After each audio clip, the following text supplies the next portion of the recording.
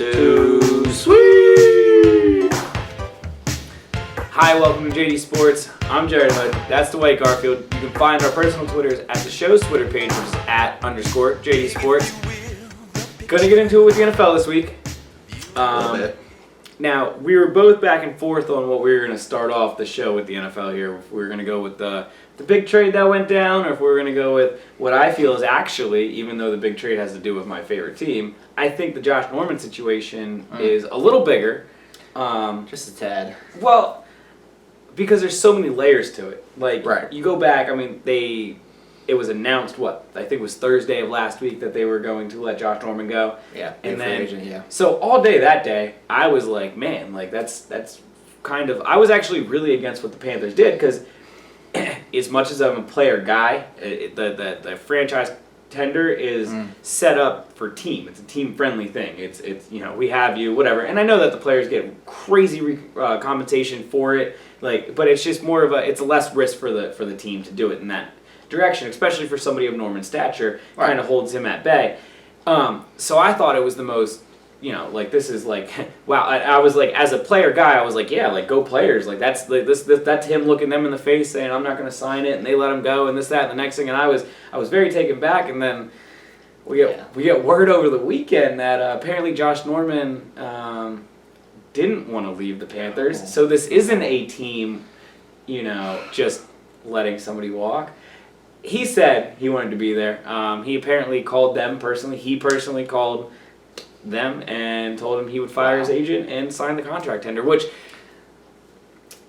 their response was, your agent represents you. So basically this came down to the agent and not Josh Norman? Yeah, I from what I do recall early in the negotiations is that the agent basically said he's not going to show up, he's not going to do anything. He's getting a long-term deal from you guys, or else, whatever. And so the Panthers were like, all right, well, then sit for the entire year, which is what most realistic, logical teams will do. Right. But I guess the Panthers kind of came back a little bit, tried to meet him halfway and say, hey, how about you meet us halfway? We'll give you a contract at the end of the year. We're going to try to replace some things, whatever, move salary cap, whatever it is they had the discussions about.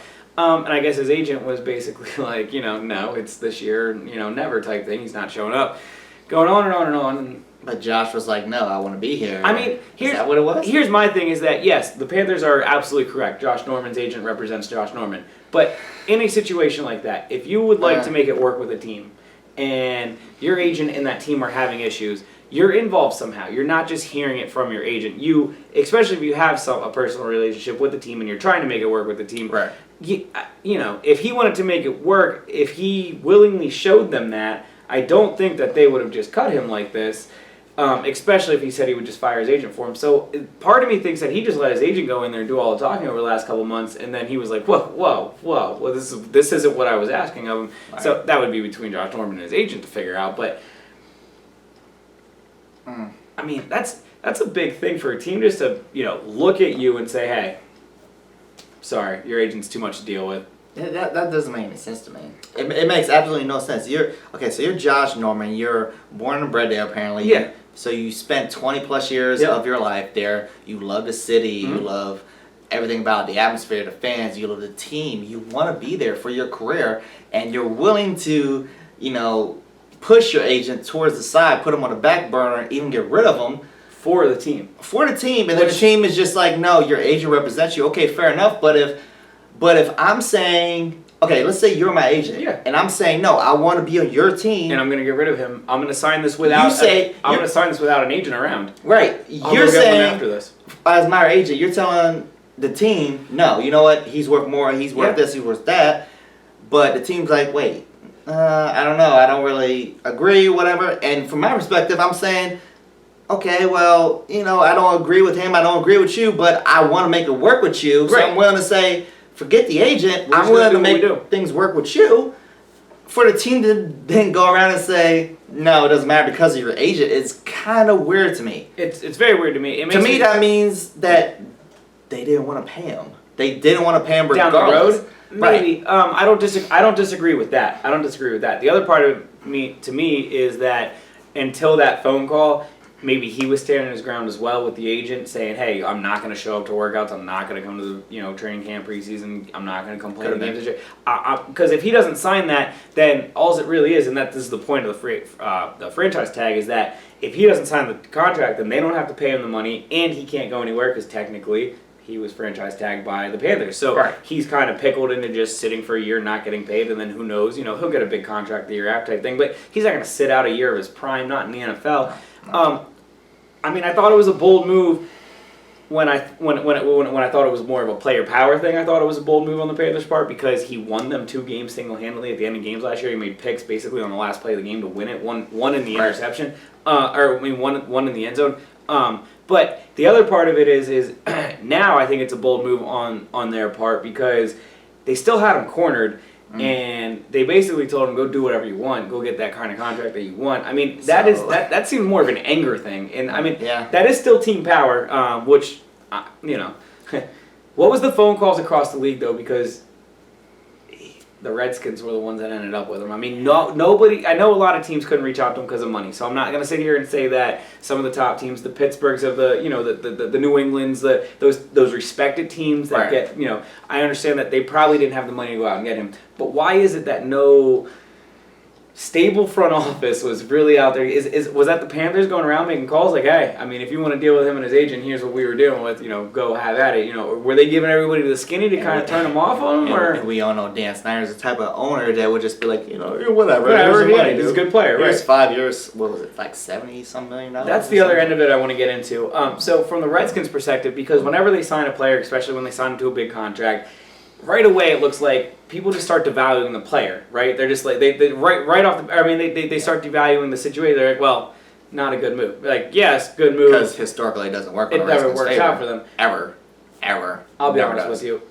I think that cornerback is probably the most important position in the NFL outside of quarterback, just because they're so hard to elite cornerbacks. You know what I mean? Your Normans, your Shermans, That's the argument. Is Norman that? Your Rivas, right? So now you're gonna find out. He only had one. We're gonna find out. He only had 1 year at that elite level. So, and a lot of people were saying that he's too one-dimensional. He's too much of a zone corner, and he's not that Darrelle Revis type corner. He's not that Champ Bailey. He's not somebody that's going to shut somebody down. He's just somebody that fits a scheme. I always say this. So, is Washington going to end up, either they're going to end up paying way too much money for a star, as they always seem to do, and that's why people question it. Reach out for a name. Or the very small percentage they're actually going to make it work, which history tells me that 3 years from now we're going to be like, they wasted their money. I always say one of Richard Sherman's best moves is not actually going through with all those threats that he said when they franchise tagged him, and actually sticking it out, staying with the Seahawks, and then getting not the deal he was looking for, but getting a good deal with the Seahawks. Because I don't know how good he is in a different system playing. He's not playing on one side, not playing the zone that they play, not getting the favor that he gets from Pete Carroll's defense. And part of me thinks that the Panthers looked at Josh Norman as, well, you were just a puzzle piece. You ended up being a better piece of our puzzle than anybody ever expected, and you ended up putting yourself in that, at least for 1 year, top of the echelon class. But so then, in their perspective, they were absolutely right in just being like, we don't need you. And that's what makes me think that, hey, good idea. We're going to find out. Back to the Redskins quickly. I'm not, as what I was saying about the elite corners, if he is one of those elite corners, I think then, yes, that kind of deal is manageable. But, I mean, if he ends up being not, then that is a really big salary cap hit for one player who isn't all that productive. I mean, then that's Dan Snyder and the Washington Redskins. Then I still don't. I mean, between Kirk Cousins and him, they got a lot of salary wrapped up in 2 players, and that's a little questionable. Two players who are unproven past 1 year. I don't necessarily go against what the Redskins did because I thought it was. If it works out, at least they tried. Maybe it works out. Yeah. Let's say it works out. Then great for them. But what if it doesn't? Regardless, why wouldn't Josh Norman, as somebody that can get money regardless, why would you not go to a stable franchise? Why would you not go to the Pittsburghs of the world? That was the next thing I was thinking is that, go somewhere that's respectable and has somewhat of a history where you can grow. Maybe you go to Pittsburgh, you take a little less money, you get more later on. Why not? You just went go with a contender. Why would you? The defending NFC champions. He said, actually, in his press conference, Josh Norman, not to cut you off, but he said It was very much the DeMarco Murray to Philadelphia situation where he felt like they can compete for a championship in Washington. Which DeMarco said that Philadelphia can compete for a Super Bowl. It was very much which was stupid. He was an idiot for that, and I feel like Josh Norman is very naive and stupid for saying no way that I think the Redskins are going to compete for a championship next year. You still have to go through your old team. Eagles could compete for a championship. You got to go through your old team in Carolina. You're going to have, I mean, you still got Green Bay's going to come back, reload it. You got the Seahawks on the other end. We don't know what Dallas is going to do. We don't know. Like, you don't even know if you're going to win your own division. You don't know if you're going to win your own Yeah. division, more or less. The NFC is stacked. That is, the NFC is... It's probably as loaded as a conference has ever been in my lifetime. If I really like break it down, there's so many teams in there. It is so parallel, and they are all. I mean, I know the AFC actually ends up winning a lot of these Super Bowls, but outside of the Patriots and the Steelers, there is no real dominance in coming out of the AFC ever towards like the NFC is always parallel. It's always the top 12 teams right now could all come out of it, and that's insane. I mean, that's crazy because it's that much of a question mark. But to say that the Redskins can compete for a championship, they would be in the bottom half of that top 12, and I don't think that they will. You know what I mean? I just don't. It doesn't make any sense. We're questioning if they're going to win the division next year. So I mean, who are you to say we're going to win? They have the potential to win a championship. So you're that missing piece, right? Yeah. I don't know. I feel like there's a little more to it for them to be on that level. Yeah. Speaking of division, you're a Cowboys fan. I'm an Eagles fan. So he's in the division. But what I'm most excited about is him versus Odell Beckham Jr. twice a year. I mean, they go at it back and forth, and this is Odell had no thoughts earlier in the offseason that Josh Norman would end up being a Redskin. So he kind of started a little Twitter thing coming at Josh Norman, like, oh, he's still getting famous off me or whatever. He said it, yeah, but I mean, now they're going to play each other twice a year. Yeah. Part of me thinks now we're going to find out if he's worth the money. Because you said about Josh Norman just going to Redskins, why wouldn't he go to one of those stable franchises? Maybe he wanted to play Odell twice a year. Maybe he wanted to shut him down. Players have egos like that. He's a child. Well, I'm not disagreeing with what you're saying there because you want to go to a better team, but that probably added a little bit. Him and Deshaun Jackson in training camp for 4 weeks. I can't wait. Oh my God. He fought Cam once, so I mean, this kid. Tell me him and Deshaun Jackson ain't gonna go at it. This is gonna be awesome. Lined up across from each other for 4 straight weeks. It's gonna be too much. Can't beat it. That's too much. I can't wait. It's too much. It's gonna be fun. It's too much hoodlums in a squad. But I mean, we'll see. The question marks going forward is gonna be, as you said, is he in that elite cornerback group, and that's gonna determine if this is a good contract or not, which is. Yeah. That's question number one. Question number two is, will Carolina regret this? I don't know. They still I feel like they're still solid defensively, but you can't deny the fact that he was a key part. Now, their argument, like you said, is that he was just... Maybe it was a system thing. He was just right. Maybe. But at the same time, I've said before, and I'll continue to say it, you can't just write off a talent. And if he is a talent that worked... then you can't just put anybody in there. Then you can't just put a you and I in there that will just work because of the scheme and the system. No, because you have to also have the talent to go along with it. We're not going to know until, a year or two from now. Then we'll be able to attest to this to the fullest, but... You always get on me for... It's just weird. For looking at things from the front office perspective. Yeah. You said about Carolina.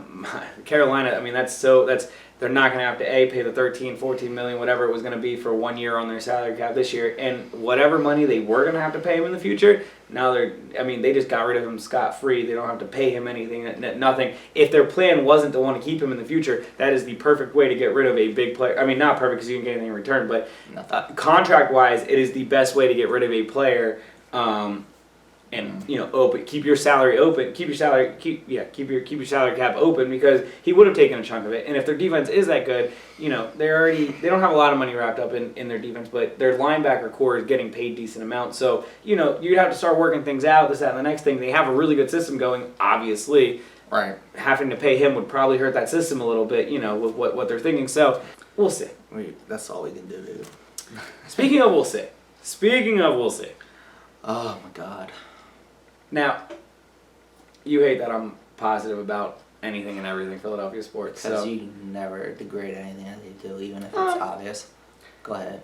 I said last week that I didn't want them to trade up and get a quarterback. I don't like that they traded up and got a quarterback, because if I was running, if I was the GM, I wouldn't have done it. But I'm going to defend it. Even though I said last week, no. Go ahead and defend it. I don't know if Carson Wentz is going to be any good because I think that him and Goff are both, like I said, they're not in that upper echelon. They're not in that upper talent. And what I made that Luck comparison that if, would the Colts trade up to go get Luck if they weren't number one that year? If you asked them today, they would say yes type thing. So, yes, 5-10 years from now, I might be like, hey, this turns out to look like, the shit. But at the same time, the trade isn't all that bad to move up from 8 to 2. The trade isn't all that because you go. Do you realize the hypocrisy in what you say with regards to Philadelphia? Well, no. Number 2. If you look historically for going up to trade up to number 2 picks, that is one of the steals of the drafts. But again, that's because these two quarterbacks are not Jameis Winston and Marcus Mariota. So I don't expect the trades to go up to number 2 to be some kind of Ricky Williams or RG3 kind of trade. You know what I mean? So do you think that it was the right move? Was it the right move? I don't think it was the wrong move. Go ahead, say it. Yeah, I don't think it was the wrong move because I think that he's so predictable as a fan. Yeah, you're so predictable. No, what you say. Again, you say because as a Philly fan, I'm the only Philly fan who doesn't think it's a bad idea to go up there because my thought process on it is so predictable. Is that you will forever agree with whatever management says? No, I didn't agree with giving Sam Bradford a 2-year contract. You did agree a week ago that Philadelphia should move up, and now they already saying, "Well, I don't think it's a bad idea." I didn't want them to move up. If it was up to me, I would have them not move up. But I do see the upside. But you want to defend why they did. Not defend why they did, just explain why they did. I'm not defending what they did. Would you have done it? Would I have done it? As I've said many times, no. I personally would not have done it. But then there's nothing to. I would, but speak on their behalf about.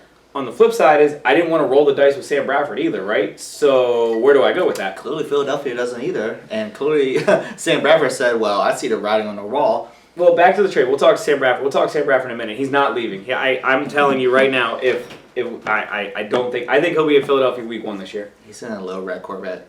That's fine. I think he'll be in Philadelphia week 1. He might be there with an earpiece in like RG3 was in Washington, but he'll be on the Eagles roster week 1. There's the money involved with him is too much. If they trade or release him, they eat $11 million no matter what. We'll come back to this. No team in the NFL has ever ate over $6 million for a player. So the Eagles are not going to eat $11 million for Sam Bradford. But anyways, we'll get back to that. The 13, if you look at it right, because in the trade with the Browns is from 8 to 2, but the 13 to 2.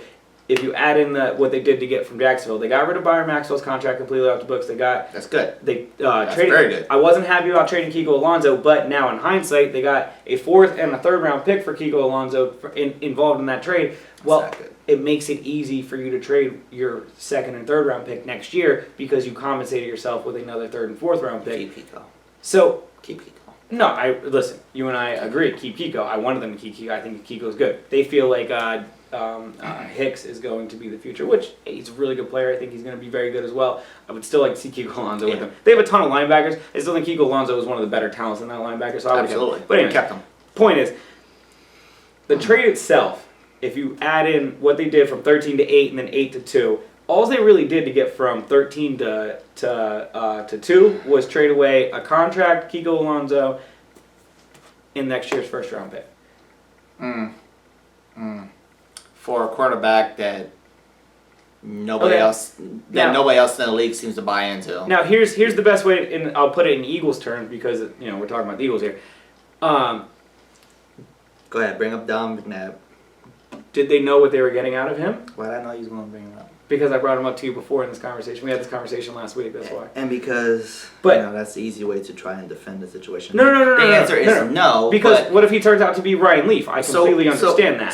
That's what I'm trying to say, though. So what are the percentages against that? I would feel like that strongly it would be against that 9 times out of 10. It's not going to be a Don McNabb situation. But it's going to be more so a Ryan Leaf situation. Here's my issue with the draft and people talking about the draft is what are the percentages in the draft in general? How many of these players ever turn out in the first place? Not many. But so of course it's a risk. Why are you moving up for it? But why? Look, bro, we brought up last week because they don't want to roll the dice with Sam Bradford, right? Right. Well, so why'd you pay him? Why'd you pay him? I thought that was a panic move. I think that's a complete panic move. I feel like moving up in the draft is also kind of a panic. I think moving up on the draft is the most calculated move they made since they got rid of Chip Kelly. I think that's the first non-panic move they made since getting rid of Chip Kelly. Are they that confident? And this is how confident they are as an organization. They don't know which quarterback the Rams are going to take. We don't know. How do you know they don't know? You don't think they talked to him? Listen, what if they took Sam Bradford's contract off the Rams last year and the Rams couldn't pay Don't them? defend these organizations right now. You don't know what goes on behind the scenes. Do you know how You're sneaky right. these And things neither are? you. You know, I know, no, not at all, not at all. I have no clue. I don't pretend to. Let's not try and defend them either. I think there's a realistic chance that they knew before they moved up to 2 who they were taking. Okay, so regardless, so you're basically you want to risk next year's first round pick for the unknown because you don't know what you're going to So next year's first round pick is so much better than. I don't know. Is it? Well, that's the point. So what does it matter? Why is everyone such an uproar about it then? Why? Because this is the year that everybody's saying. I didn't think the Rams trade was bad to get to number one. Stop. Because last week we talked about how it was pretty much a joke that Tennessee. I said I wouldn't have done it because I don't like either of these quarterbacks. The trade itself, logistically, isn't exactly. bad. That's why y'all should do it because you don't like either of these quarterbacks. So why should the Eagles be confident enough to take either one of those quarterbacks? Because it's they the same have scouts situation. better than me. You know what I mean? Of course they do. Of course they do. But it doesn't make sense for the Rams to do it. But it makes sense for the Eagles to do it because I didn't say it didn't make sense. I didn't say it didn't make sense for the Rams to do it. You said it made sense for the Rams. I said I wouldn't have done it. It makes sense. The trade itself that the Rams made to the Titans makes sense to go from where they were for the to 1. Rams. I think the trade that the Eagles did to go from 8 to 2 makes sense for the Eagles. What I don't understand why. Okay? So 2 reasons. One, I know you want the Eagles to be mediocre. There's 2 reasons. I know you want the Eagles to be mediocre forever. I could put that on a ledge. This is the difference between you and I. I could put my bias on a ledge. You seem to not be able to do that. There's 2 reasons why I feel like they should have moved out. Number 1, because everybody and their mom seem to say outside the Eagles and the Rams organization that that the quarterbacks in this draft aren't worth this amount of hype and aren't worth drafting at those positions. Number 1. Number 2, you have this amount of hype, but they didn't give much away for. You know what I mean? Yeah, you're trading hype and you're trading. Okay, so what if next picks? What happens next year? That's facts and that's hype. That's 2 What if different next things. year? I don't know. I don't follow college. Is there a better draft coming out next year? No, there's no elite quarterbacks in next year's draft either. Eh. But nobody thought either of these 2 were elite until the fucking combine. And nobody thought those 2 were elite outside of 2 teams apparently. Number 2, you just signed Sam Bradford. Yeah, again, I think that was a panic move. It's very team friendly after 1 year. You can't have it both ways, and that's why Sam Bradford's saying bye-bye. Why can't you? I completely agree with in Sam Bradford's eyes, I understand why he can't have it both ways. But I'm trying to figure out with what they did was they put themselves in a position with a quarterback that the unknown was Sam Bradford, who I think Sam Bradford had a great 8 games of the season last year, so I had 0 problem seeing what he did this year. But I don't know how, as I said many times before, rolling the dice on him in the far future. Is that any better than what they're going to do in the draft? Like yes, yes. See, that's crazy. But you have a problem with what they did with Sam Bradford. So I feel like they paid him too much money. I feel like what does it matter what they do then? Like if they do one thing, you're saying it's bad. So then they do another, and you're also saying it's bad. So now they put themselves in a position with 2 unknowns in the future. All they did was they had 2. You need a ripe apple. So they took 2 apples that are trying to grow. They think that this one's a little older and might not make it, and they took this one like we don't know what's going to do. Right. So you're telling me you would much rather go with a rookie unknown, or go with something that he's not the future. Clearly, he's not long term. Yeah. Period. The end. We agree with that. We know this, and he's very vulnerable to injuries. He's this, that, and the third. But would you much rather go with a rookie and have nothing else to go with, or go with Sam Bradford for the 2 years that you signed him to, and then figure out what happens? Because to me, you just go with the Sam Bradford situation, and now I go. This is where we differ on that. I go with the rookie for this reason alone. You go with the rookie if Sam Bradford wants to stay. If Sam Bradford wants to stay as an Eagle, yeah, because then you could potentially mold him behind Sam Bradford. After they signed Bradford to the contract, I didn't think they should try to get a quarterback in the draft. I said that. So then, what are you defending right now? What I'm saying is what they did move wise. It's not defending. I'm explaining what their thought process is here. You do defend. I understand what they were trying to do here. What they did is they got a guy. They said, listen, we don't know how good Sam Bradford's going to be in 2 years. We don't know how good Carson Wentz is going to be in 2 years, but at least we have somebody we can try to develop who they apparently fell in love with during this whole process.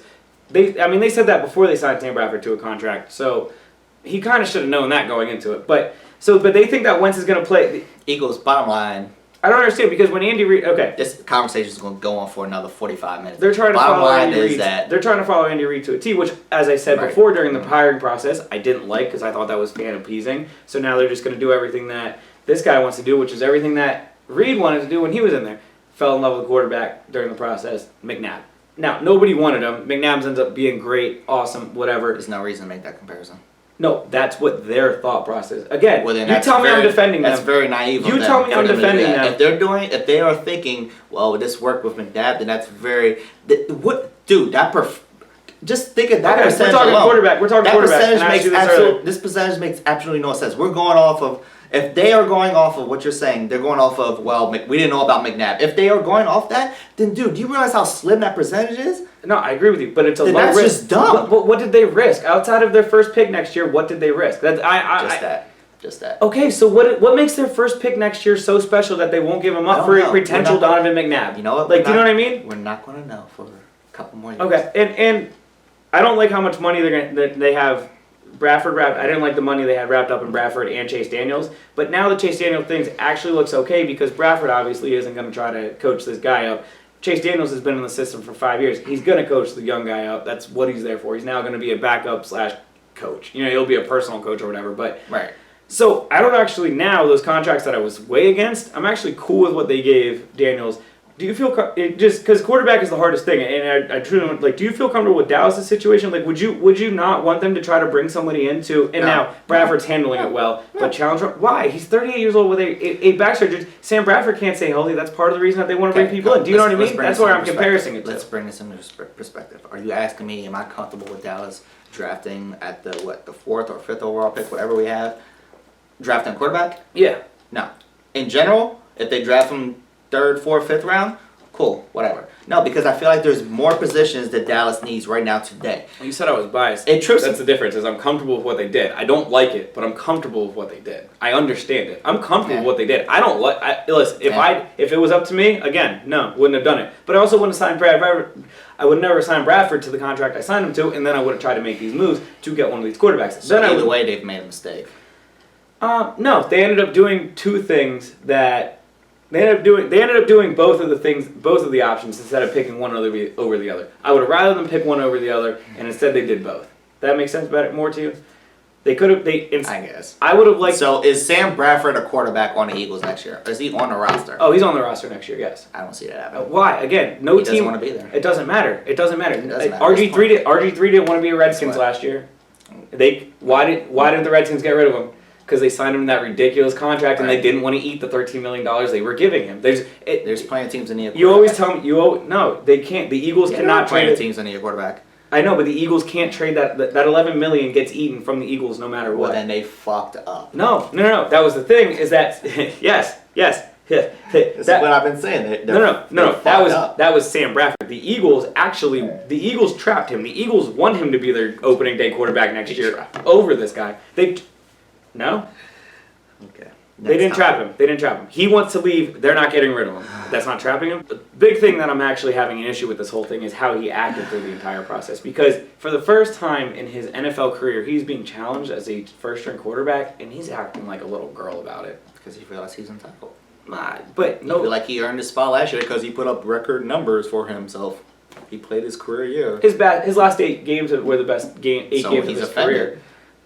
But why shouldn't he be offended? He thought he signed his deal. He thought he was locked in for 2 years, and now the Eagles said, "Swear, bro, we want a rookie." Being offended and being realistic are two different things. He could be offended. I would be offended, but how if I was an agent or if I was a player, how I would want my people to act in this situation is to go up on a podium and say, "I'm going to be the opening day quarterback for the Eagles next year," and prove, and not say this part, and prove to the Eagles, hey, you guys messed up with getting this other guy, and bounce. That's if you really legitimately feel this way, go out there and prove that you're the better player. Don't act like don't get all scared. Like he shouldn't have to. Well, I don't necessarily disagree. You play in the NFL. No, you play in the NFL. I think you should have to prove every day. You know how much money these guys are getting? There's no way. It's not me or you going. It's not me and you going to work every day. You know what I mean? We know how much the Eagles put up for him. So. Right, and that's my point. Is that so? Go in there. And, the Eagles want to start him. You're getting mad at the Eagles for that. I don't understand. He's the one who doesn't want to be an Eagle. The Eagles want him. The Eagles want him to be on the roster next year. I understand why he's insulted. But you're mad at the Eagles for doing what they did? Yeah. So what could have the Eagles done this offseason to make for you to think they had for you to think they made good ideas? If you're going to sign Sam Bradford, then stick with him. If you're not going to sign him like that and pay him that type of money, then yes, you do move up and then you go with rookie you think is going to be the future, Donovan McNabb, then yeah, you go with that. Instead, the Eagles try to play out of both hands, and now they're. But why is that an issue? Now they fuck themselves, and now Sam Bradford's saying, guess what? I'm not about that. It's not more better, especially at the quarterback position. Isn't having more talent, Guess especially. what? You know what they say? You have more than one quarterback, you don't got a quarterback. So no, it isn't better. But you didn't think Sam Bradford was a great quarterback when he signed the contract anyways. You're telling me now you're saying that he should feel offended. So like, you know what I mean? In comparison to a rookie that's unproven, yes. But they didn't say that he was. They didn't say that the rookie's going to come in and start over Sam Bradford. Can we not have like a next hour conversation about the Eagles, because this is where this is going? This has been like a 20-minute conversation. Moving on, about the Cowboys as far as what they should do with their pick. Because they have like the 4th or 5th, whatever the fuck pick. Yeah. Should they pick a quarterback in the first round? No, absolutely not. Well, they're not going to take a quarterback now. There's only 2 quarterbacks in the first round will be gone. Yeah, and everybody's saying, well, they should pick a quarterback. No, because... No, not now. No, there's more positions that the Cowboys need. They need a running back. They need, which Ezekiel Jackson, or whatever the fuck his name is. Ezekiel Elliott. Go with him. Cool. We need a running back. We need a cornerback. We need defensive end, because...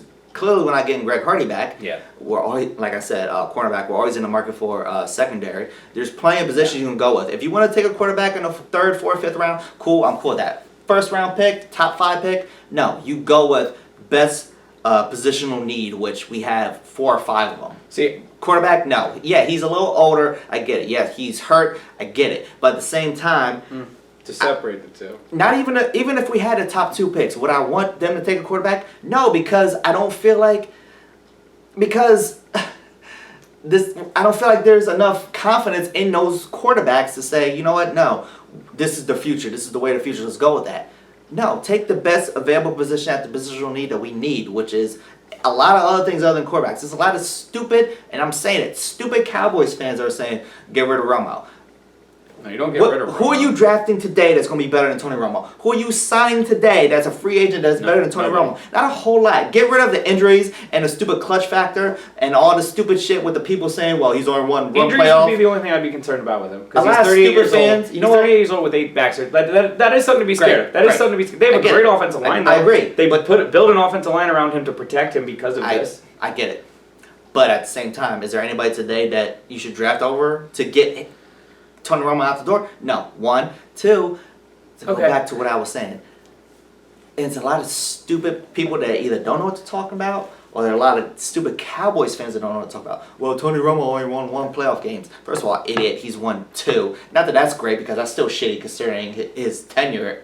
But his teams around him were you know how many people I've had that claim to be NFL fans? We had a couple of good argue with teams that had an opportunity to go more than those couple. You know what I mean? Like there are people that will argue with me that he's only. This person will remain nameless, but this person argued with me legitimately that Tony Romo only won 1 playoff game. Meanwhile, he won 2, and I said no, you're wrong. Da da da da da, and they freaked out, and I was just like, what the fuck? Know what the hell you're talking about before you speak. I'm not saying I'm an expert, but what I'm saying is that there isn't anything, in my opinion, out there, rookie or free agent wise, that's better than injured or non-injured Tony Romo. Do I think that we need to look towards the future soon? Yes. Do I think it should be in the first round with the top 5 pick? No. My thought process is stupid. Before everyone traded up, before the Rams and the Eagles traded up to get these quarterbacks, I thought when the Cowboys came up, if one of those 2 quarterbacks were on the board, I would have said taking them. And you are on the side of, if you have a starter, then you can't take a guy in the first round. Why? Why does there have to be a line in the sand? Why can't you have your starter and then have a rookie backup to learn from him? Because we have people in other positions that aren't certifiable starters that you can say, you know what, he's a starter. I just named 4 or 5 positions that we need right now. Quarterback, yes, kind of we do need to look towards that, but immediately, no, not my opinion. I'm one of those guys who if I don't draft for position, I don't draft for position or needs on a team. That's why I said best available per positional need, which is not quarterback. I don't do position or needs. I don't do because the draft isn't an exact science, and I think that the Patriots have it down to a T. They take the best talent. It's just take the best talent on the board at that time. No matter if you have 100 of those players, you take the best talent on the board. I'm a very big proponent of that, but. And in a Cowboys position, it will not be a quarterback. No, so obviously not right now. Obviously not right now. There's no way, shape, or form. But I do think that if one of those quarterbacks would have fell to them at 4, I don't see why. I don't understand that thought process of let's not start looking to the future while we have Romo. Because like I said, I don't disagree with you. You know me. I actually think that Romo is a talent. I think that he is much better than people ever give him credit for. But he is 38 with 8 back surgeries. I get it. I would want somebody in the wings. Like Aaron Rodgers sat for 4 years before he got there. You know what I mean? Great. He ends up That's an anomaly. I understand that, but he's legitimately the best quarterback in the league right now. Like that's great. You would be getting somebody who is rated higher already. I don't know. You're asking me, would I rather build towards the future with a quarterback and just deal with Tony Romo, or would I build towards the future with a running back with Darren McFadden? I'm saying, let's get a running back. Do we need a cornerback? Brandon Carr. We have no defensive ends. We have better positions that need more. I admittedly attention. We don't. Yeah, I admittedly don't draft. I admittedly don't. Need a quarterback. My stock in draft and draft picks. I think that the draft is overrated. I think that. Thank you. Can we get off this subject? I think that people getting angry about the trading of picks here and there. I think that's completely overrated because it's Beautiful. not. It's not looked at. It's looked at as numbers, not as currency, and really it should be looked at as like draft currency. That's how the NFL looks at it, and that's why when I say about the Eagles pick not being bad, it wasn't bad. Or that's why when I say about I think that the Cowboys should take a quarterback, or should have taken a quarterback, not now obviously, but should have taken a quarterback, it's because I look at it as more of like a currency thing. It's not necessarily like you're looking at it as they're drafting 4th overall. Do you know what I mean? I know that you summed up my entire thought, which is that we spend way too much time on this fucking draft, and I'm going to go make a drink now. Can we get off the, in my opinion, the most overrated day in the sporting year, which is the NFL draft, because it's just that in my opinion. Well, even as an Eagles fan, chances are I'm not going to be watching the draft. I'll probably be watching basketball or hockey because the playoffs will be on. I'll probably tune in to see who gets taken number 1 overall so that I know who the Eagles are going to take. But after that, I'll just check, I'll check my 4th or 5th pick, which is like 3 hours into the show. Yeah, right? It's amazing. But I'll check the order, you know what I mean, over due time, either that night or the next day. What did I say last week, dude? This is April. We're talking about the NFL. Mm-hmm.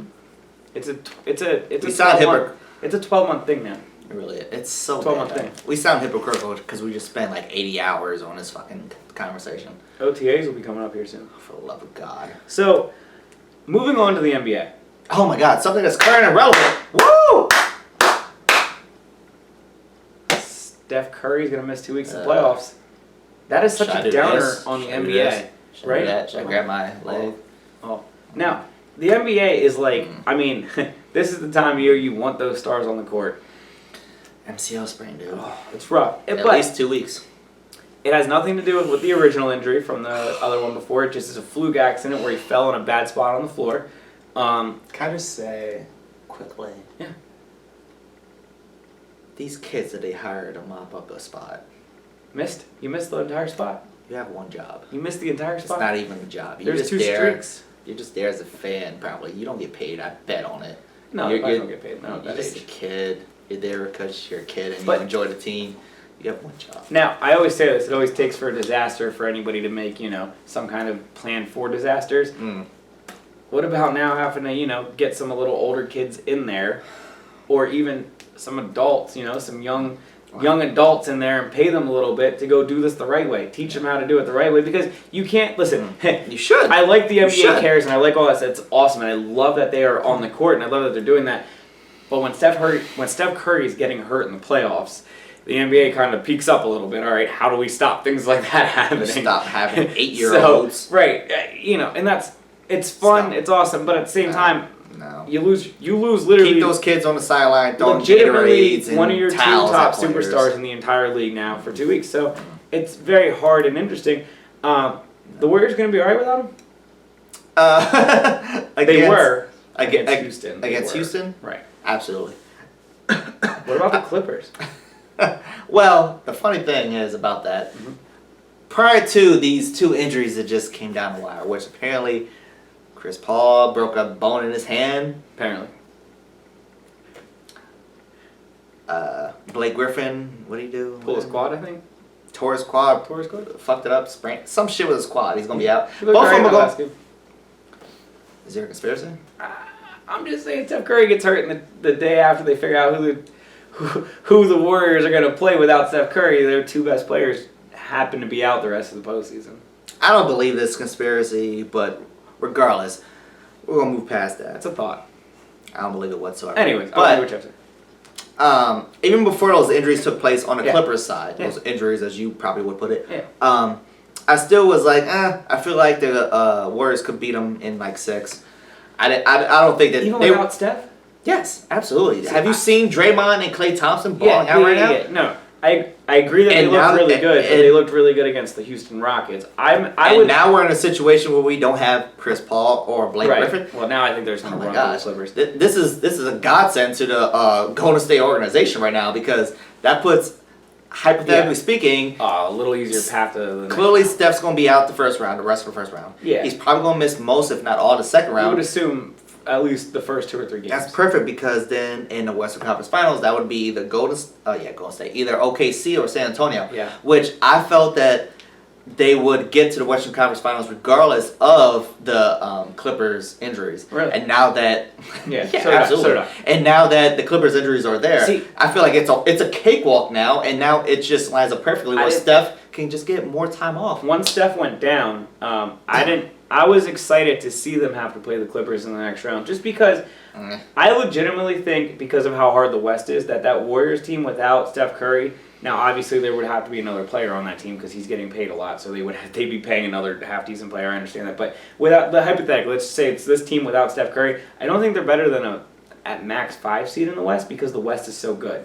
Wow. Yeah, I know, but I legitimately think you have an argument That's to say kind of that. disrespectful. I don't know. I don't know. Not Is top it- 3? I think that it would be really hard for them to compete with San Name Antonio. 3. I think it would be hard for them to compete with the Clippers in a 7-game series without Steph. And I was actually excited to see it. I don't know. Listen, maybe they are better around him than I thought, but I think that he makes that whole Who's thing number run. 4? Who's number 4? See, if we're going, oh man, it's really hard for me to actually break that down. Well, you said not even top 5. I would say OKC. Maybe. I would say OKC is better than them if with no Steph. I would say Right, OKC, the Clippers, San Antonio. I said I put, what did I say? Not even top 5. I mean, I don't know. See that? Yeah, they'd fall around 4 or 5. Okay. I think without Steph, they would fall around 4 or 5. 3 or 4. Give or take how I feel about the Clippers about that day. I think that they would lose to OKC or San Antonio without question without Steph.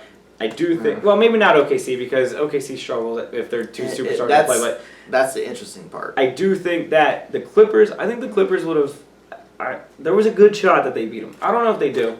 I don't know if It's they all do. hypothetical now. I would have liked to Bottom see line it though because that would have been yeah. such a fun series. Oh yeah, absolutely. Now I think the Warriors are going to run right through them. And now it Austin works out Rivers perfectly. will be your starter in the second round of the playoffs. The GOAT. Austin Rivers. So. Daddy's boy. Do I think that they can win the conference finals without Steph Curry? That answer is no. No, I don't think I so. don't care who the hell comes out. I don't care if it's OKC or San Antonio. I think it'll be San Antonio. But regardless, we'll get to that bridge when we get to that bridge. I think they would have a better matchup with OKC like you do. Yeah, definitely. But we both agree San Antonio would run all over them.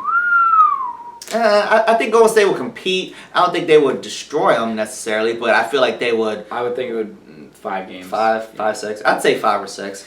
6. I think 6 would be impressed. I'd be impressed think with Golden State without Curry to go 6 against that San Antonio team. San Antonio, They're dominant, man. I think San Antonio would win in 5 or 6. Yeah. I think OKC would probably win in 6. I think exactly 6. But I think they would have a chance of taking this OKC team to 7 Yeah, because definitely. because they would have to obviously play a little more down low game instead of as much threes. But they have the guy down low to take that series over compared. We gotta see when Steph comes back because this injury is so up in the air. They're saying as early as 2 weeks. I don't feel like you rush that. If you get to the next round and you face the Clippers without CP3 and Blake, you don't rush it. Wait to the conference finals. That's what you built this team, and you on the flip end, you're going. every night is a night wasted in these teams and players' eyes in the playoffs. So they're like you said, don't rush them, and I agree with you. Don't rush them. No. Their thought process is going to be rush them. And that's why he got hurt. Maybe it was it didn't have anything to do You with. didn't need to rush against the Rockets. You didn't have to, but did he rush him if he was 100%? Apparently, he was 100% in the game they lost, and they I just feel like sat he him for the same reason. I don't think he played. He didn't look 100% to me. He looked a little rusty. Looked good. He looked a good. little rusty. Yeah, he looked good, but there was definitely a kind of to him, and the fact that he got a fluke injury. I mean, nobody can predict that, obviously, but. To me, you hold off. Now that you have seen that he can get hurt like that, you hold off until you have bigger goals than these damn playoffs. Right. You have championship aspirations. Yes, I agree. And worrying about multiple championships, if you really want to talk about it. Worry about these stupid Clippers. It shouldn't be your priority. Your priority right now is looking towards the Western Conference Finals. and that's going to be your toughest challenge. So, to me, you hold him off as So, long as you can. I can't stay away from this for too long because we brought OKC's name up a couple times, and I've been itching. Oh, God. Kevin Durant and Mark Cuban. I say you put him in an octagon and let him go. I say Kevin Durant just needs to shut the hell up. I think Cuban takes him. I would. That's cool. But Durant does have that reach on him. I just want to see somebody, Durant. If it's Mark Cuban, then great. I don't dislike Durant, but man, he says some things off the court okay, that so- are just getting way too far. So Mark Cuban says that Russell Westbrook isn't a Superstar. Superstar. Which, I mean, it's his opinion. Do I think that he was truthful in his opinion? No. I feel like he's being Mark Cuban. He was just talking trash against an opponent.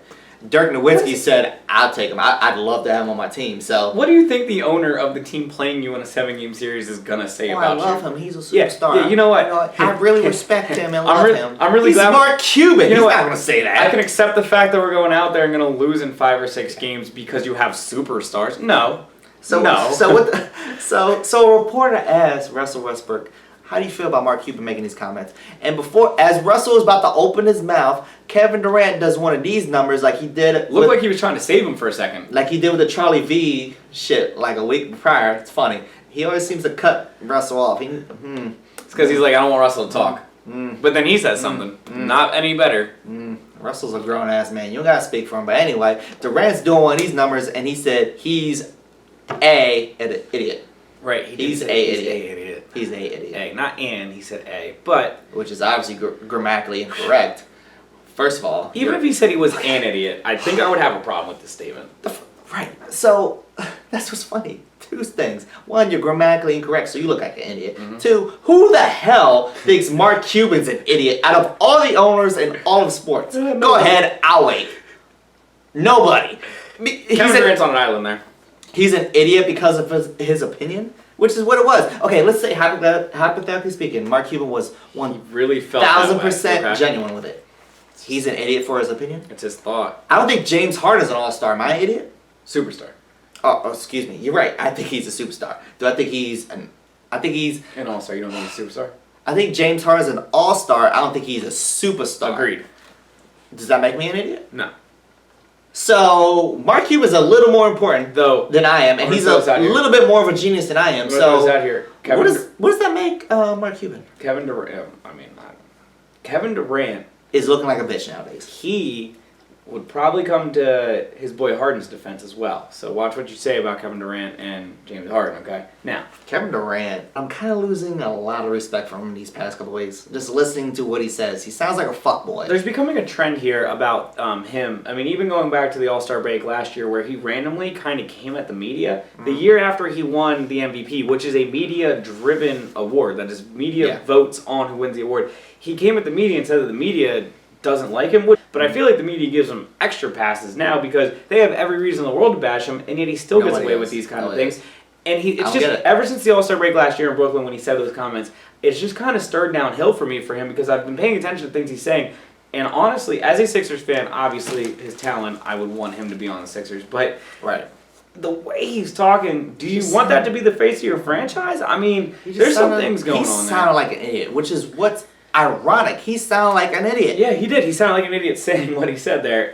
Him and Westbrook, Durant and Westbrook run the organization, but it feels like a little immaturity there because they've been running the organization from such a young age that they never really had that guidance to say, hey, don't say these things, don't act this way. They never had whether you feel they never had leaders out there. Exactly. Whether you feel like Derek Fisher was a leader, but he was only there for 2 years. Yeah. You know what I mean? Things like that. So it's just one of those things. And they had Scott Brooks, right? Who He's laughing. He was younger and he wasn't much into. He was in the league already. He was around the league, but he was much younger, so they didn't respect him the way they would a top guy. Right. And then they brought in a college coach, so it's not like he was around a lot to have veterans sitting here telling them what to do. So now you got these punk entitled kids running the show, and now they're older. Now they're not kids. Now they're just punks, and it's kind of starting to show a little more because they have more freedom to talk. Now I don't think that Durant and Westbrook are punks. I don't think that, but I do. The things that I think Durant's a punk. Yeah, I agree. I think Westbrook actually, because early in his career he said some really outlandish, crazy things.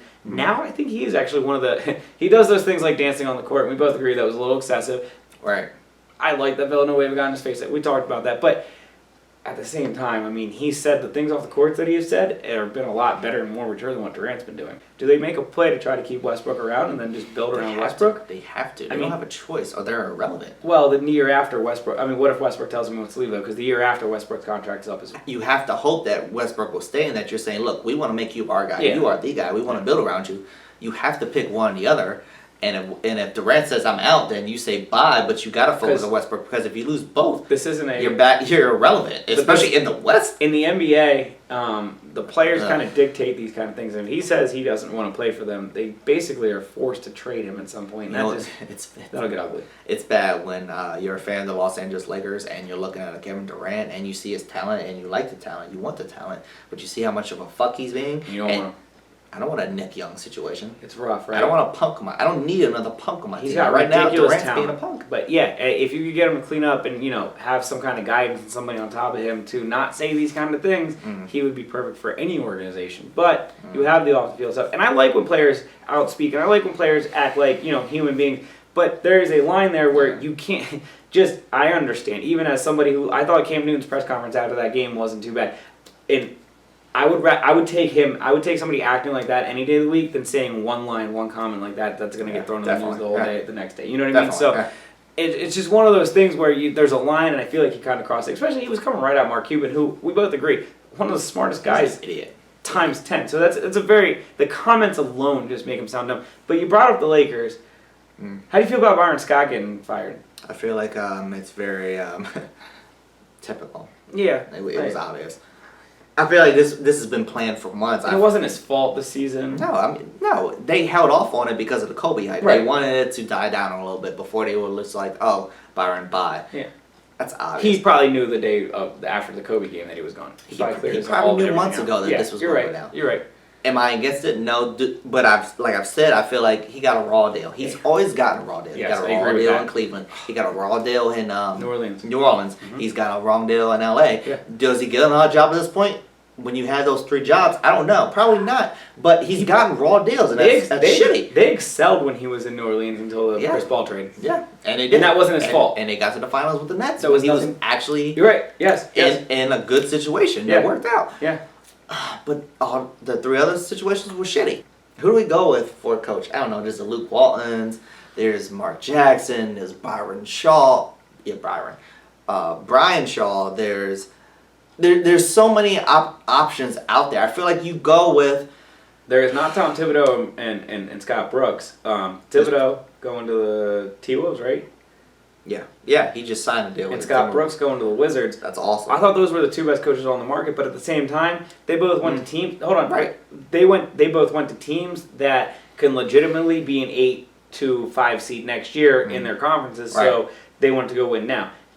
The Lakers are going to have to try to find somebody that wants to rebuild from the absolute, not absolute bottom, but almost absolute bottom, because your star player, your star young player right now, nobody wants to touch him.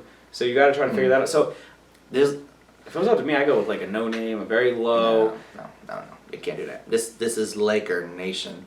Legitimately. You want to make a splash? You have to. You have to pick a name, and that's why I've been saying. But is Mark Jackson going to want to go there? I'm not even. Well, I would like to see Mark Jackson. Somebody of that stature, or like somebody. There's rumors that we're trying to talk to David Black. I don't want that. Don't get it twisted. But actually, that wouldn't be bad. David Black's not a bad basketball coach. He just couldn't. No. He's a good team coach. No, we need some. No, he's a really good team. He won like 6 championships over in Europe. You need to play as a team. His problem was with LeBron. I mean, I wouldn't be against David Black if I was you, but keep going. This is Laker Nation. We need something and we've been in a shithole for the past 3 years, and as a whole, the fan base doesn't tolerate that type of shit. And so now you don't go with a situation that's unknown, unproven. You need to go with a situation that's kind of familiar, that is comfortable for the Lakers fan base. And to me, you go with Brian Shaw or Luke Walton. Luke Walton, I mean, he's kind of unproven, but he's also of the Laker ilk, and I love the Laker mentality that you have, that these guys are just automatically want to come to the Lakers too. I'm not saying that they automatically want to come to the Lakers. I'm saying as an organization, you need to go with something that the fans will embrace and accept. And who the hell embraced David Black? The Cleveland Cavaliers didn't embrace David Black. Well, why would the Lakers embrace David Black? The fan base didn't dislike David Black until the LeBron thing, but they didn't know that when they hired David. They didn't embrace him. They were like, who the hell is this guy? That's what the NBA was saying. No. Their fan base was, as I said, he won 6 championships over in Europe. Their fan base was legitimately excited that somebody was going to come in there and try to rebuild them. Cleveland. I don't know what you were listening to. Cleveland as a whole, you go back to the day they hired him. This was before LeBron was there. They didn't know LeBron was coming. So this is when they thought they were going to draft Andrew Wiggins and they were going to rebuild with Andrew Wiggins and Kyrie Irving. They didn't know anything about Kevin Love or LeBron at that moment. They were legitimately excited. He's a good basketball coach. Don't want him. And that's fine. You should. If you don't want him, that's if you guys need to make a splash to make your fan base feel better, great. But if I was you guys, I would want to go with a guy, and not necessarily David Blatt if it's not what you want, but I would go with a guy like David Blatt who teaches really good team basketball, is proven he teaches good team basketball, and you need someone willing to start from the absolute bottom with you right now. I don't think a guy like that would be too bad for the fan or for the organization, but. You speaking for the fan base, you're saying they need a splash. Speaking for the fan base, number one, you need to go with a coach that the fans recognize and they respect and they will embrace. That's number one. Number two, Jeannie Bruss needs to get off her ass and fire her brother. That's the biggest issue. But they're part owners, right? You can't just fire. Yeah, she can. She is majority owner. She can fire her brother. Well, is he owner though? You can't technically kick owners out or whatever it is. I'm pretty sure he has to sell his portion. I'm pretty sure he's underneath her, but regardless, yeah. she has to take control. She has more power than he does. The power. Jerry West, bro, come back. You want Jerry West as your coach right now? I want Jerry West in the front office. Jimbo Buss's position. Okay. Yes, yeah, absolutely. I would take Jerry West in my front office. At this rate, I'll take on my sideline. Freaking Phil Jackson at this point. Jimbo Buss is a bum, doesn't know basketball. I'm saying that, and I mean that. Phil Jackson's making it really hard for you to think that he can pick personnel well. Jimbo Buss definitely can. Either. Right, I know, I see that. But again, Phil Jackson is a name he's familiar. He had a couple years. He got the draft pick right. See, I would hit. No. Yeah. Yes, he did. Yes, he did. Oh, he got this draft pick right? Yeah. Absolutely. No, I wasn't saying no about the draft pick. I was saying no in the sense of you're sitting here saying you would take Phil Jackson, but you wouldn't take David Black. And to me, basketball-wise, that's a crazy statement. Basketball-wise, that is off the charts. So you want to take, for the Sixers organization, you would take David Blatt over Phil Jackson for your organization? I wouldn't take Phil Jackson as somebody as an executive in my organization, and yes, I would take David Blatt as my coach. But I actually like the Sixers coach, so I don't want him to get rid of Brett Brown. Chances are they will, but Jimbo Buss belongs in the Sixers organization because he doesn't know what he's doing. So he fits right in. I wouldn't want no Jimbo Buss either, though. He fits right in. Yeah, he would fit in perfectly with the rest of ownership with the Sixers because they don't know what they're doing. I completely agree with that. Great. Moving on to the NHL. My Flyers lost a heartbreaker in Game 6 to try to force Game 7, but they were down 3-0 in the series, so that's good news I've heard all day. I was impressed that they got back to where they were. 0 offense throughout that series. Super impressed with Neuwirth, the Flyers goalie. I could go all day about how I think the Flyers put themselves in a decent position as an organization to finally start trying to get forward, because as Lakers fans, you hate where you're at. The Flyers have actually made the playoffs 19 of the last 22 years. So them missing it last year and then getting kicked out in the first round this year is kind of like the fan base isn't used to that. Now the Flyers haven't won a championship over that time. Right. So obviously you know me, I'm okay with taking a step backwards if it's going to take you 4 steps forward, whatever. The rest of the NHL playoffs have been awesome and wild though. The Rangers ended up, who I picked to make it out of the East, they ended up being injury-ridden, and the Pittsburgh, who has a high-powered offense, ran right through them, which sets up a great second-round match between Sidney Crosby and Alexander Ovechkin. It's going to be so fun to watch that in the NHL. You hate Ovechkin. I like Ovechkin. I hate Crosby. I don't hate Crosby. I like Crosby, the player. He's just a Penguin, so I can't like him. I don't hate these people, but I don't. You hate him. He's really good. You hate him. I want him to lose. I like Ovechkin a lot, so I mean, definitely gonna go. Obviously, rooting for the Capitals in that one. But on the flip end, in the West, my pick was Chicago. They lost a 7-game series to the Blues, where in the first round. In the first round, both teams in the first round, my picks. But that's what I love about the NHL playoffs, and I said it after I picked them. I literally said it after I picked them. They could both lose in the first round though, because that's how amazing hockey is. The NHL playoffs are at least, but the Blues and the Chicago, they went 7 games and every game was 1 goal. I mean that's as intense and as close as you can get between two teams. The rest of the West is actually really fun and exciting. I don't even want to make like well, now that my two teams are out, a pick of who I think is going to go there because it's just going to curse those teams. Don't even do it. So I mean, I don't know. The Blues were impressive, great Game 7. They never had success in the postseason, especially against Chicago. So that was a big deal. Moving forward, that was about it for NHL. To the fights this weekend that we watched together, which was phenomenal. The fights were fun. We had a blast. We had a good time. Oh, yeah. We honored Prince, which we'll get into in a second. But Triple G, man. Second round knockout. Yeah, I mean, he just absolutely ran that match in circles. They didn't make no sense. It was impressive. That was really impressive to watch. Now, everybody knows that he's a beast and he's waiting. Yeah. He wants this title fight. He needs to get it. I just forgot who the fuck he wants to fight. He said he wanted to fight. He called him out right at the end of the fight. He said he wants his belt. He said, I want my belt. I was lit. I forget. Everybody knows that Triple G's a beast. Everybody knows that he wants more. There's opponents out there that he feels like are dodging him, and he wants a piece of them. So this was kind of a throwaway fight. Real simple. I mean, we watched it. We saw it. We're surprised the dude made it out the first round. The fact that he made it through the second round. I mean, dude just didn't know what was going on. He looked like he was shocked and surprised every time he got dropped. He got dropped twice in the second round. Triple G was connecting with a bunch of those little ones, and all it took was, It didn't even look like he hit him that hard, but on the last one there, yeah. But he was just connecting with all those little ones that got him to that point. That all it took was that one hit him square once, and he just kind of fell back, and then that was it. I was waiting for the TKO. The ref ended up calling on the second one. Nah. No, you're done. Yeah, for your own safety, you are done. He's the best thing going on in boxing right now. He's so fun to watch. So shout out to Mayweather for retiring because he didn't want that ass whooping.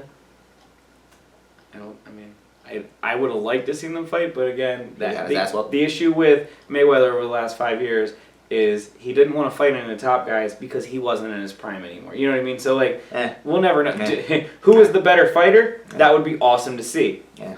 Yes, I think that Mayweather would probably lose to Triple G right now. Yeah. Age difference is probably a big reason why, though. Yeah. Yeah. Moving on to the UFC though. John Jones won. Yeah. John Jones fight. We were actually kind of disappointed watching. It was a little slow for UFC. It was very slow. John Jones was clearly a little rusty out there. He was very especially early. Oh my gosh, he was very slow. He was very rusty. Both fighters were playing defensively. It was kind of weird to me because I'm used to John Jones being more the aggressor. He's going for the attack. He's trying to get the quick win, but it seemed like he was playing in the middle of the mat. He was more so just inviting his opponent to come to him. That's what I was gonna say. That's not his style. His style is to be the aggressor. So I feel like, especially early on, like you said, he was just being defensive and just kind of just like, I don't know what to do.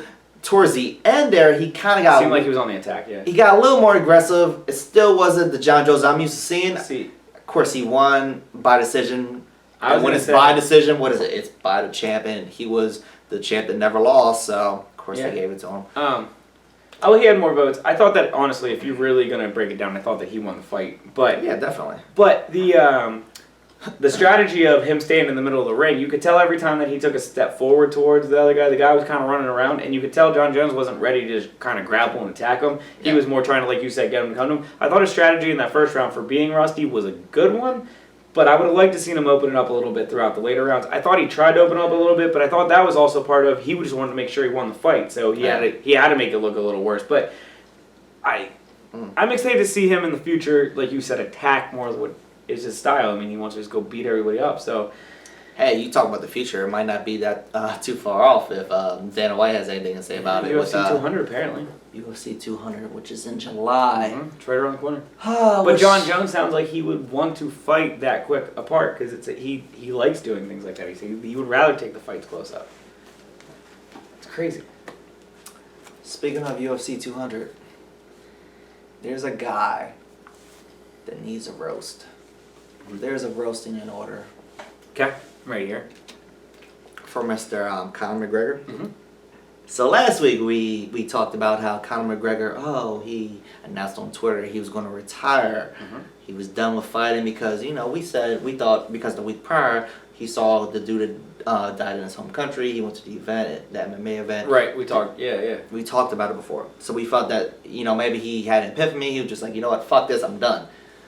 So fast forward a couple days later.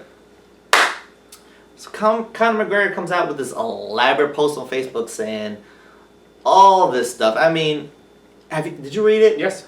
I read it too, and I agree with a lot of aspects because he was just like, I'm a fighter. Mm-hmm. I don't want to do this political bullshit. I don't want to, just be this hype man like a pro wrestler, basically. I just want to fight. So he announces his retirement, and we're like, okay. This is where it gets kind of foggy because it's hard to know who's telling the truth, if both parties are lying, if they're both telling the truth. It's hard to tell, but basically what ends up happening is a couple days go by, then McGregor comes out with a statement and says, I'm not retired. And then like 2 days later, he comes back and says, I'm officially back on UFC 200's card. Yeah. Well, fast forward to Monday as of this recording, which was 24 hours ago. Yeah.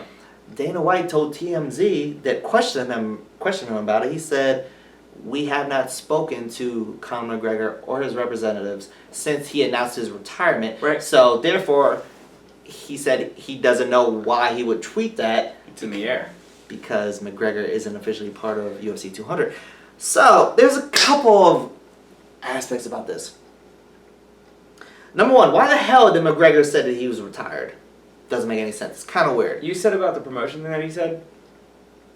Isn't he the one that always takes it over the top in the first place? He's very much a pro wrestler. So what that I keep making this UFC versus WWE comparison because it's so at 1000% accurate, and Conor McGregor is at the forefront of it because he is the epitome of a promo. Yeah. They call it promoting and hyping. He doesn't want to do these things, but he does it, and to the fullest, to the extreme. He goes over the top, way past everybody else. This is the dude Don't do it then. In a press conference, picked up another man's belt at a table, held it in the air, talked all this trash, and then when he fought the dude, was the most humble, shy, quiet sumbitch in the room. Yeah. Doesn't work both ways. No. Doesn't make any sense. Then you look at Dana White. Now, if you're Dana White, from a company perspective, yes, you want Conor McGregor obviously to host UFC 200. Yeah. Obviously, that match is going to be huge. It's going to sell more than anything you'll put out there. Rumor is that John Jones could be the replacement. It'd be big. Right. It's not Conor McGregor, but it'll be big. It'll be very huge for him. But at the same time, if you're Dana White, you want to make a statement because you want to prove to all the other fighters, if this is legitimate from both angles, if you're Dana White, you want to prove to the rest of the UFC fighters that, you know what, you can't do what the hell you want. And you can't make a mockery out of my sport. This is my organization. You can't do what the hell you want. We don't know why you're acting like a fuck. You act like you're so great. Guess what? We can survive without you. Yep. We lost stars that were bigger and better than you. We can do without you. Lesnar. Hello, Brock Lesnar, Ken Shamrock, Dance. We've lost people from retirement, injury, Chuck Liddell. We've lost people. So we don't need you. You can be the next to go. We'll love you for you to be here, but we don't need you. Because you're really good and you sell. I don't think... As a fan, I want to see Conor McGregor on that card. Yes, if I'm Dana White, you can sit your ass down. Business-wise, Dana White will take the loss in money that he will get on UFC 200 that he would... Like, he's going to get it. Right, no, he's going to get great money. That's what I'm saying. He's already going to get enough money in UFC 200. You put John Jones in that? That his thought process is, even if, say, 200, whatever, blocks or whatever that they rate these things off of, buy it less, who cares? Right. My product's gonna be better. My product's gonna be fine in the future, and it's gonna be better business-wise for me in the future to do this. So sacrifice one name, one guy to prove that point. One pay-per-view. Honestly, you want to talk about being a punk like Kevin Durant, McGregor. You're going over, regardless of what the hell reasoning was. Like, part of me understood it, but at the same time, you're a punk for that. You're acting straight like a punk in the wrong direction. Doesn't make any sense. You're just saying. I am just saying. Now, we want to wrap the show up with a non-sports topic. Oh, wow. We haven't done that in a while. Right? It has been a while. But, it's kind of justifiable. Yeah. I mean, the icon, Prince, has passed away. The symbol. I was a fan of his music. Knew nothing much outside of the the top 20 greatest hits of his, but I knew the top 20 greatest hits. And so sad to see him go. Sad for all that musically wise because of how into music we both are.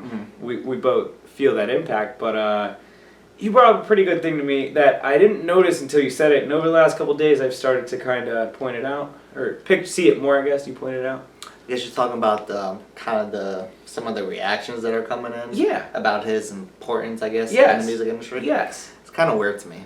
This is kind of like an impromptu, I'm just saying. Right, yeah. We just popped it up here right before we got on the show. But I feel like it's necessary because... Because we both agree with what you're about to say. Right. It's kind of hard to even begin, like, I don't even know where to begin with this topic, but basically, I'm a huge Michael Jackson fan. I make no bones about it. I'm the biggest Michael Jackson fan you can find on the planet. Yeah, definitely. And saying that, I'm able to understand other greatness, whether I like it or not. Like whether I like the Beatles or Elvis or Prince or not, which I don't really care about Elvis personally. I don't really care about the Beatles personally, but guess what? I understand their historical perspective. Those are good examples. And I do respect them as artists, and there's songs I'm like, you know what, cool. Yeah. And I understand why they were big stars. I understand their relevance and their importance in music history. Yeah. Prince, I feel like, is on that level of those artists, the Michaels, the Beatles, and Elvis Presley. He's on that level, in my opinion. So, basically, the gist of this, I'm just saying this week is there's people that have been coming to me, and you've seen it. Yes, you've seen it as well. Is people that are saying they don't understand the hype about Prince's death. They don't think he was a big deal because they feel like, in their opinion, Prince was only relevant in the 80s. Right. Oh, there's so much things wrong. There's so much wrong with that statement. Where to begin? Okay, so when we talk about two of the greatest albums in music history, what are two of the albums in pop music history are always named? Purple Rain. Purple Rain and Thriller. Yeah, that's what I was gonna say. Two of the biggest albums in pop music history. Okay. Maybe music history, especially Thriller, but regardless. Purple Rain and Thriller. People don't seem to understand the relevance and how big of a star Prince was, especially in the 80s. Yeah. He was huge. The biggest rivalry of the 80s wasn't Michael Jackson and Madonna. It was a Cyndi Lauper and Madonna. It was Michael Jackson versus Prince. Yeah. You don't believe it? Look it up. Yeah. Oh yeah, that was the debate. It was the debate through the 90s. It was the biggest debate especially in the United States. Yeah. It was who was the better artist. Music-wise, yeah. Exactly, music-wise. A lot of people say, Michael was a better performer. He was just down a third. He did this for music videos. Okay, you can make that argument, and as a huge Michael Jackson fan, I would tend to agree with you. But my point is, I'm also able to understand Prince's greatness because the music he put out was still on par with Michael's. It was flawless. Yeah. And they both have this, almost the same amount of hits. I mean, you look at the amount of music that they both made and the quality of the amount of music that they both made. Okay, that's the only thing that I can see why people feel some type of way about Prince because, well, one, people don't seem to understand that Prince released an album pretty much every year since '79. Even up until like 2 years ago, last year, he still has albums. He has apparently a lot of albums sitting there. Guess what? Somewhere. Wikipedia is your friend. Go on his discography. You will see from '79 until he died, he was either putting out an album every year or he was putting out twice a year. Yeah. It's incredible. So the amount of music, not counting the vault where he had all this music, right? Limitless. When people see Michael waited, 3-4 years at a time in between albums, so maybe the quality or those albums were a little better as a whole. The whole way right? Through, right? Yeah, absolutely. So that is an argument. I can see that, and that makes sense. But to say that a Prince isn't a megastar and he wasn't relevant because I haven't heard from him since the '80s, I don't. You can't look at it from that perspective. Look at the Purple Rain album. Yeah. Alone, let alone I can name. It was the one right after Purple Rain that was solid too. I'm not sure the orders that they go in, actually. I'm not here because the man had like 40 fucking albums, but regardless, he released them all before my time. I know a good amount of Prince albums. I just don't know the order that they would have came out in. Regardless, he was still that megastar. He was still putting out hits, and he's still a musical icon. And what I'm just saying is that I feel like people need to get an understanding and have just more respect. Yeah, I understand because I go on Facebook too, and I see deaths and stuff for like weeks at a time. And I'm just like, can we stop talking about it? Yeah. I get that. But at the same time, having a respect and an appreciation for something that Especially was right great. After. Maybe it's not your position to understand it.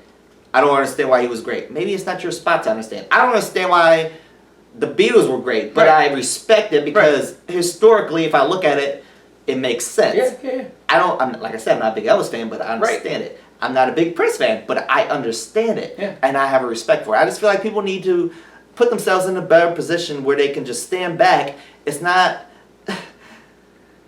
about Michael versus Prince. Right, I get that. Which a lot of people, They're bringing it back up, especially now. A lot of people say, well, Michael was better. It's not about that. Because they had a respect for one another. Michael Jackson wanted Prince on the Bad album in 1988. Yeah. He wanted Prince to be on the Bad song. But Prince said no because the first line of the song was, your butt is mine. Prince said, who's saying that? Because I'm not saying it to you, and you're damn sure not saying it to me. It's exactly what he said, word for word. Yeah. So, they had a respect. Right. A couple years ago on Prince's tour, he was paying tribute to Michael. Yeah. He had his band play Don't Stop Till You Get Enough, and he was on stage singing and dancing. Yeah. But they hated each other. Know what you're talking about. Have a respect for history. Respect Prince. I'm just saying. I don't disagree with anything you just said. It doesn't make any sense. Fan. We rocked out to Prince for the entire weekend, which was awesome. Definitely was able to dig more into his music than I ever have before. Yeah, definitely. I've listened to more Prince in this past weekend than I have in my life, but I've heard his stuff in the past. But as I said, I knew probably the top 20 hits of his, just because my dad has dug into him a little more while I was younger. That I was able to follow it, but it's not something I would have found on my own. No. But I thoroughly enjoy his music, and I agree, man. People need to at least understand his place in music history. I mean, just respect. I don't think it was overblown. You have to like it to respect him. Yeah, exactly. I don't think it was overblown the amount of tribute has been given to him. I feel like there's been enough. Exactly. As an icon, he is one of the very few rare things that come through music. I think we both have a very big connection with music. You have a really big connection, as you said, with Michael Jackson. So that actually puts it even in more perspective of this whole Prince thing because of how, as you said, the rivalry they had. So I'm with you. I think people need to just kind of relax. Yeah, let him be. Let him be. Rest. Go, and if you don't think his, whatever, go listen to 2 or 3 albums of his, then come back and say, you know what, did he deserve it? Did he not? Like, if you think it's just well then maybe it's just your musical opinion, I guess. But and I get it. I mean, it's a taste, and we all have our own taste. Yeah. But in my opinion, if you can respect Michael's work, which a lot of these people do, these same people do, you can absolutely. I always just give it a chance. You know what? For the longest time, I'll admit I was like, Prince. I like 1 or 2 of his songs. Right. But I in recent times, I've grown to just be like, I can deal with a couple of these songs. And especially this past weekend when I was listening to all his stuff, I was like, wow, I actually really like this. And it's just like, why can't other people just do that? I don't get it. Why do you have to be one-dimensional and just be like, I like this artist, so I can't like this one? It doesn't work that. You don't have to be that way. I always say that Prince was just the R-rated version of Michael Jackson. You know what I mean? I thought they were both very good artists. I thought that they both put out similar amazing music. Prince was just more for the freaks, like, you know what I mean? Like, that's all. It was different styles. Yeah, exactly. But they were both putting out the same different versions of it. You know what I mean? Yeah. So it was. I agree. Let the symbol be. The artist formerly known as Prince. Let him be, dude. Let him rest in peace. Yeah. So. That's not the only nigga that died this weekend. Over the past week. Yeah, This is a little more also your subject, only because I grew up in the era. I'm gonna make this real quick. That's fine. I want to hear it though, because this guy, you have definitely some thoughts on it. So prior to Prince's passing, which was unfortunate, obviously, and untimely, and all that gist and jazz. Earlier, the night before, actually, earlier in that night. Late Wednesday night, I should say, because Prince died on Thursday. Yeah, so either Thursday night or either Wednesday night or Thursday morning, right? Yeah, it was very late Wednesday night, early Thursday, whatever. A professional wrestler that went by the name of Chyna passed away Very popular professional wrestler. Very popular. Especially from the 90s. A pioneer, basically. Like, she was able to break barriers. With the women's side of it. Absolutely. She was able to bring this attention to women wrestlers in general. This was prior to the Trish Stratus's and the Litas and the Victorias. These women that could look good and wrestle. She was kind of there beforehand. It was like, I can kind of wrestle too, and I'm not horrible looking. Yeah, I'm muscular. I'm a bodybuilder, but I do my thing, and I can be respected. Unlike some of these other basically blonde airheads that are useless on television, basically. So she passed away over the weekend, but the reason why we want to bring her up is because obviously she's a professional wrestler, which we touch base on professional wrestling. It's sports. Yeah. Deal with it. Sports entertainment. Hello. But what's kind of grimy, and I need to say it, and I'm going to say it, WWE is grimy. And the reason why I'm going to say it's grimy is that obviously everybody knows that Chyna, basically she had a little checkered history over the past, 12, 13 years. Basically, she got into, drugs and alcohol very heavily. She got into, actually the adult film industry. Yeah. She went down this path and it got really ugly. Right. But the beginning of this, the genesis of her behavior was basically how WWE treated her, which basically, long story short, if you don't know, she was dating Triple H at the time. Triple H found a love interest with the boss's daughter, ironically. It's this whole soap opera, but it's legitimate. Look it up. Long story short, Chyna thought her and him were going to be happily ever after. It didn't work out. Vince McMahon, the owner of the company, was just basically like, look, this is too much drama. One of you got to go. Clearly, I'm not going to get rid of my daughter, so Chyna, you got to go. That's the gist of it. Yep. Very basic, bare bones, without me going on forever about it.